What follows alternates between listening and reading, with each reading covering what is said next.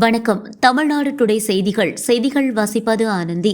புதுச்சேரி அரசு சுகாதார மற்றும் குடும்ப நலத்துறை சார்பில் டெங்கு மற்றும் சிக்கன் குன்யா விழிப்புணர்வு செய்திகளை காண்பிக்கும் வகையில் லைட்டிங் பேனர் பொருத்தப்பட்ட வாகனம் மூலம் மைக் பிரச்சாரம் செய்ய ஏற்பாடு செய்யப்பட்டுள்ளது.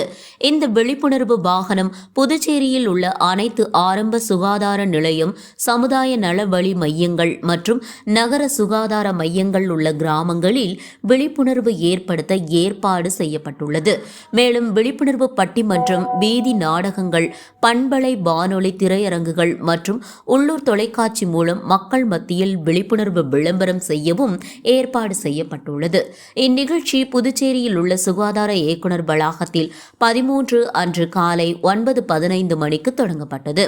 இப்பிரச்சாரத்தை குடும்ப நலத்துறை இயக்குநர் டாக்டர் எஸ். செவ்வேல் அவர்கள் கொடியசைத்து துவக்கி வைத்தார்.